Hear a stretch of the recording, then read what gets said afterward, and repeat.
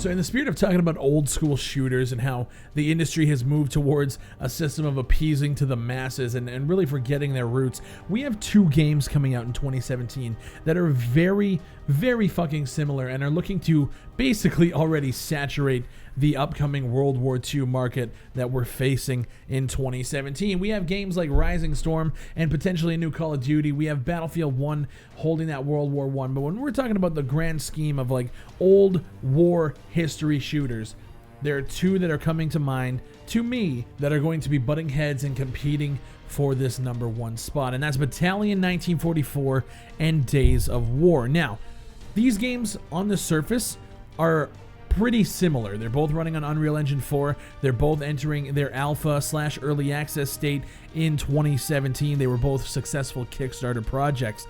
These things they're neck and neck when it comes to where they were started and what they are trying to accomplish. Now, the thing about Days of War, and I haven't been following it as much as I probably should have, but I've been watching videos from Abel Green, who has been covering Days of War. Every time they drop an update, he's on it. Days of War to me seems very fucking bare bones, and not that that's a bad thing, but when you're putting Days of War up against something like Battalion, we can talk about gameplay all we want. They're gonna play differently, but they're World War II shooters, right? There's really like the only thing we can start distinguishing is how the guns feel and stuff, but we don't know that yet because they're both not out. Right? Days of War is coming to early access in January. The closed alpha for Battalion is happening in May. So until we can get our hands on it, it's very tough to talk about this. We can only speak about what we've seen in trailers and vlogs and updates that the developers have given us. So, Days of War, in terms of features, throw your hands up because we really don't.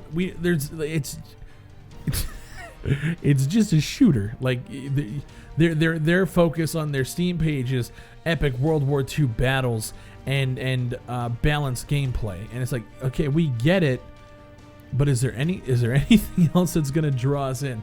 When you look at Battalion, they're touting seasonal ladders. They're touting a very intensive cosmetic reward system where you can customize the look of your weapon, look at your character, and they're basically focusing on the fact that none of this is going to give you an advantage. They've even gone as far as to say that you were going to be able to engrave your weapons just to give it a little bit more detail. So when we see features, and we're looking at both Steam pages right next to one another, it appears to me that Battalion is the clear fucking winner. Unless Days of War just hasn't come out the gate swinging yet, and there's still a lot of stuff that they're holding away. But the fact is their early access is about a month away. So I think at this point we should know what we're getting when we go into the early access program. But that's just me. I think Battalion is looking like the better choice. Hands down. Not to take anything away from Days of War, I just think that if you're waiting to play a game that kind of focuses on more like intense, smaller battles, think Call of Duty 2 or like Medal of Honor on the PC. I remember the old PvP maps with that. I feel like that's what we're going to get with both of these games. We have Rising Storm Vietnam. That's giving us a little bit more expansive, a little bit bigger maps, a little bit more vehicle gameplay. And then, of course, we have the Battlefields and the potential for a new Call of Duty World War II in 2017. Until that's announced, we can't speak about it. But these two games are very similar. Battalion is just looks more feature heavy in its early stages, and that I think is what is going to drive that game forward. When we look at the Kickstarters, Battalion actually came out first.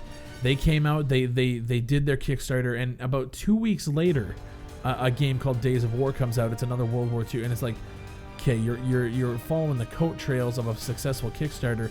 People have already given their money for it. It was piss poor timing for them. I'm not gonna lie. They were successful, and they're now coming out the gate into early access with, from what it looks like, less features than Battalion. So it's going to be an interesting 2017.